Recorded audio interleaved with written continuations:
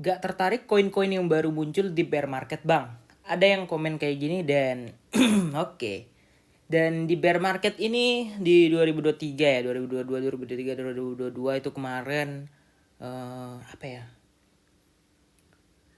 Kurang tahu juga aku kalau 2022. Tapi 2023 ya kita anggaplah accumulation pace ini masih di bear market. Ya kenapa di bear market? Kalian bisa lihat sendiri banyak koin yang baru listing udah crash, baru listing udah hancur. Ya kayak PP gitu kan, tapi ya sempat sempat naik juga gitu kan. ARB kita kan bahas 3 koin aja layer satu karena aku nggak main meme ya, apalagi kalian bilang hold PP nggak, aku nggak akan pernah beli meme koin selain Shiba Inu aja ya, karena Doge udah pernah gila, karena menurut aku itu nggak bakal gila lagi ya karena supply-nya yang unlimited. Kemudian kita akan bahas yang layer satunya aja kayak ARB dan Sei ya. Kalau Sui kan udah pernah aku bahas. Nah, jadi kalian cek aja video Sui aku yang kemarin. Aku udah pernah buat video yang Sui guys ya. Nah, video Sui bentar. Video Sui itu di sini ya. Nah, di sini kalian cek aja video tentang Sui. Kita akan bahas di sini ARB dan juga Sei, oke? Nah, ARB Arbitrum ini chainnya udah lama banget ada di Binance sejak 2022, tapi koinnya itu belum rilis. Aku tuh heran kayak eh Sing ya, EZK Sing itu ya.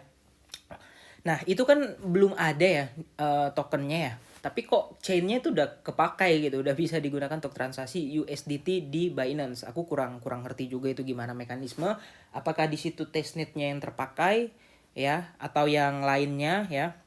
Nah jadi kita akan melihat dulu potensi 2 koin ini ya daripada kita bahas yang lain, oke? Nah, untuk ARB kita buka agak gedean. Nah, udah lumrah banget ya semua koin yang baru listing di Binance sempat FOMO ya. Ini kemarin all time high-nya di 18 ya. Di Binance ya ini ya, bukan di market yang lain. Yang mau daftar Binance langsung aja gunakan kode link yang ada di kolom deskripsi ya. Nah, jadi untuk ARB ini sebenarnya adalah koin yang cukup bagus kalau dipelajari dari teknologinya, dari roadmapnya ya. Cuman di sini pada banyak yang nanya kenapa hancur ya. Balik lagi, ini kemarin kan pre-sale dan juga banyak capital ventures gitu kan yang masuk gitu. That's why harga udah naik, mereka udah vesting, mereka jualan dulu. Kenapa? Memang udah siklusnya kayak gitu untuk setiap koin yang baru. Nanti setelah tokennya udah unlock, tokennya udah lumayan di vesting, di situ baru benar-benar orang akan membelinya. Kenapa orang takut beli sekarang? Ya karena mereka masih dimomok, dibayangin sama orang yang masih pegang banyak itu ya, karena mereka lihat harga itu pasti mereka jualan exit liquidity, apalagi ini di bearish share kayak gitu ya. Udah sangat-sangat lumrah, hampir semua koin yang waktu itu lahir di 2020 2021 2021 awal ya, waktu bull run aja turun dulu gitu, yang baru listing itu, yang baru vesting baru nanti naik gitu ya. Nah kita nggak bilang nanti itu bakal kesekian kesekian, tapi kita akan coba ya melihat potensinya. Nah untuk dari chartnya jujur aku nggak terlalu expect banyak dulu dia bakal keberapa. Cuman kalau kita lihat dari fundamental aja ya, ARB atau Arbitrum, nah ranknya udah gede, market capnya udah di 41-an ya. Dan kalau kita lihat di sini all time high-nya kenapa bisa 11 di sini ya. Apakah kemarin sempat pom-pom sampai ke 11 aku juga kurang tahu.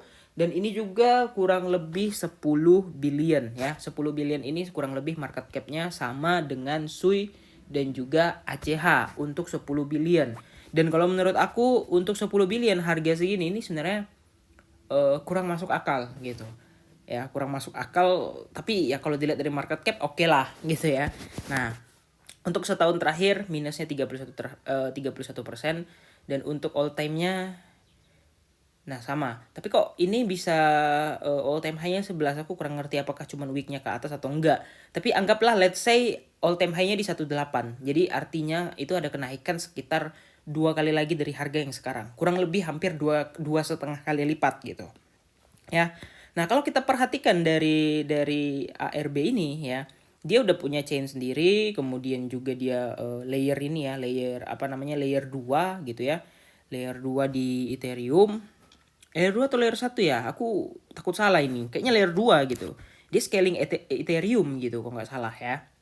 Nah, jadi dia udah apa namanya, menjadi salah satu token. Iya ya, welcome to the future of Ethereum. Jadi dia adalah layer 2. Jadi Sei ini layer 1 dan si ARB ini sama dengan apa ya, yang layer 2 OP gitu.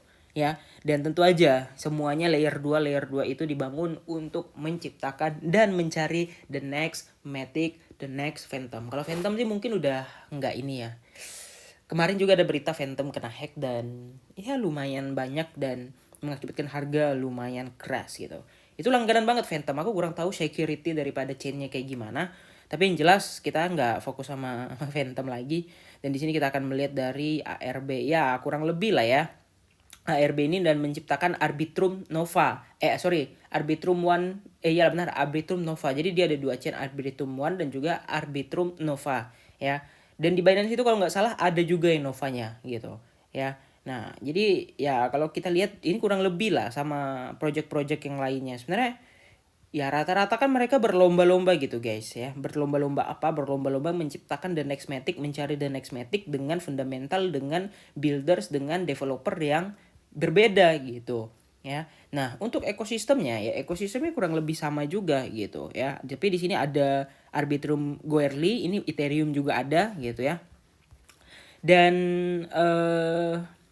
apa ya? Arbitrum ini sebenarnya namanya udah sedikit pudar ya. Kemarin aku sempat coba chainnya, ini lama banget, ARB ini lama banget masuknya gitu. Aku ngirim USDT itu kurang lebih sekitar 31, hampir 1,5 jam ya baru masuk guys ya. Ini benar-benar lama banget chainnya dan aku nggak rekom kalau kalian mau ngirim pakai ARB ini. Tapi fee-nya murah, 0,1 USDT. Kalau yang lain kan 1, Solana 1, Tron 0,8, BSC 0,3 gitu ya. Tapi kalau ARB ini sama OP ini dia cuman fee-nya tuh 0,1 gitu. Ya kalau dibilang tergolong murah tapi sangat-sangat lambat dan tidak rekomen karena aku udah coba gitu. Ya, kalian coba aja kalau nggak percaya ya. Yang punya Binance kirim nih ke akun satunya pakai chain ARB. Ya, sebenarnya hype-nya kemarin kan karena dia capital ventures-nya, kemudian backup-nya gede-gede gitu ya.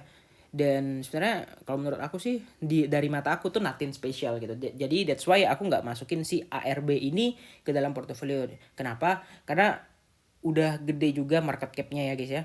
Market cap-nya udah gede. Selain market cap-nya yang udah gede ya potensinya mau ke berapa gitu dengan total supply di 10 billion, 10 miliar ini gitu. Ya, ngejar all time high-nya kah di di 11,7 atau di 1,8. Ya sebenarnya naiknya cuma 2 kali gitu. Jadi aku kurang expect banyak gitu. That's why ini koin kayaknya nggak masuk portofolio aku. Tapi kan aku tidak menjelek-jelekan koin ini bagi yang mau serok atau mau nambah di portofolio atau yakin atau sempat ikutan sama si private sale ataupun public sale ataupun capture venture sale-nya yang dimanapun itu berada gitu. Kalian boleh aja gitu ya ngoleksi. Kalau ya di bulan dia tetap pastinya akan naik, tapi kalau menurut aku sih dia nggak perkaliannya tuh banyak kalau menurut aku ya. Tapi kan kita nggak tahu market. Di sini aku cuma membaca dari dari market cap dan juga supply-nya gitu. Ini tentang ARB. Oke, balik lagi ke Sei. Nah, Sei ini lumayan scam juga, guys. Nah, ini airdropnya kemarin banyak banget, tapi lumayan mengecewakan banyak banget pihak gitu ya. Kenapa mengecewakan banyak banget pihak? Ya karena nggak naik gitu. Yang lain kan kayak ARB masuk naik gitu kan. Kemudian Sui sempat pom-pom gitu. Tapi si Sei ini nggak pom-pom sama sekali gitu ya. Nah, ini sempat aku waktu itu trading kan gitu, buatin di sinyal ini yang mau masuk ya silakan gitu, tapi ini resikonya gede gitu ya. Nah, waktu itu dia sempat turun langsung naik gitu waktu itu guys ya. Ini sempat waktu itu aku bilang wah SL ini agak bahaya. Kenapa? Karena di sini nggak ada historical datanya, jadi aku nggak tahu supportnya di berapa gitu. Tapi ternyata langsung naik dan TP max. Kemudian di sini kami re-entry lagi ya, dan TP max lagi di sini. Yang pertama SL, yang kedua TP max. Oke. Nah, sempat lagi dia mentok-mentok di area ini aja. Kenapa di situ bang? Karena di situ ada Fibo musangnya. That's why dia cuma sampai di situ di area-area ini. Kan pas ya. Ini nggak ada aku ubah-ubah gambarnya dari dulu. Ini TP1, TP2, TP3. Ya dia TP2 reject, kemudian masuk dia ngehit ke TP3 sebagai weak high-nya. Kita hapus coba TP3-nya, di situ ada weak high. Nah, ada strong high, sorry, bukan weak high.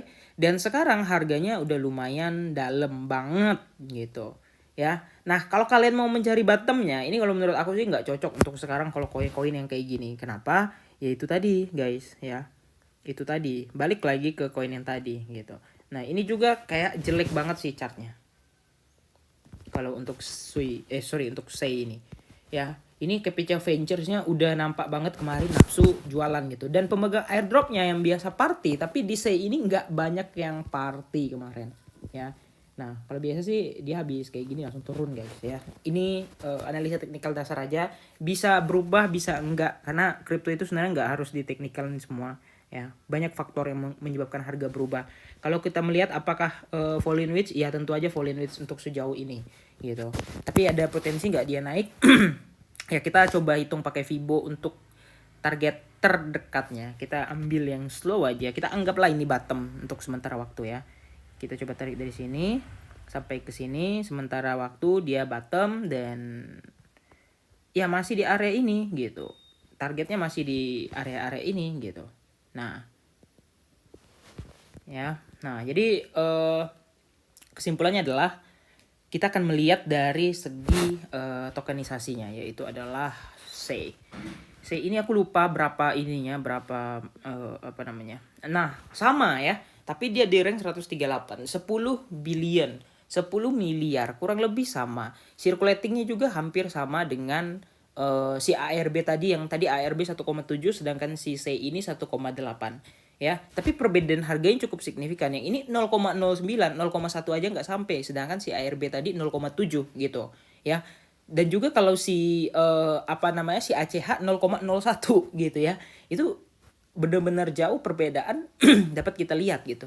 Sebenarnya supply itu sebenarnya nggak ngaruh-ngaruh amat, cuman takutnya waktu unlock itu doang gitu. Supply yang kayak Matic, kayak apa itu yang udah overload, XRP kebanyakan ya, ETH unlimited tapi bisa market cap tinggi dan rank tinggi, itu sebenarnya tergantung sama projectnya gitu ya. Nah jadi di sini dia bilang adalah the central exchange are the killer app of crypto dan segala macam lah ya.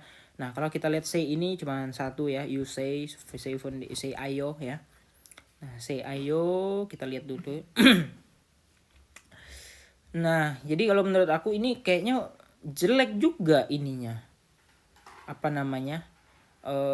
Websitenya ini jelek, guys, ya. Dia cuman apa yang dia banggakan di sini, ya. Dia cuman membanggakan 20.000 operation per second, kemudian transaction finalnya 500 M per second, ya. Kemudian di situ front running prevention, aku kurang ngerti itu apa. Itu mungkin fitur unggulan mereka. Kemudian processing style pairwise, kemudian Sibelius protectionnya proof of stake ya, POS ya, sama lah kurang lebih lah. Dan di sini perbandingannya itu sama BTC, sama Ethereum, sama Solana. Solana udah lebih cepat, harusnya saya katanya lebih cepat karena 20.000 operation per second gitu. Siapa yang membangun di SEI ini? Kalau kalian lihat ini ada Sushi, ada Cargo, dan juga ada Pit Oracle gitu. Ya, nah a new blockchain design space. Oh ya, tadi lupa dijelaskan guys. Ini kan tadi si ARB L2 tapi si SEI ini L1. SEI dan SUI itu sama-sama L1. Tapi kenapa SEI ini kalah saing ya? Kalau kalian lihat nih websitenya lebih jelek banget gitu ya.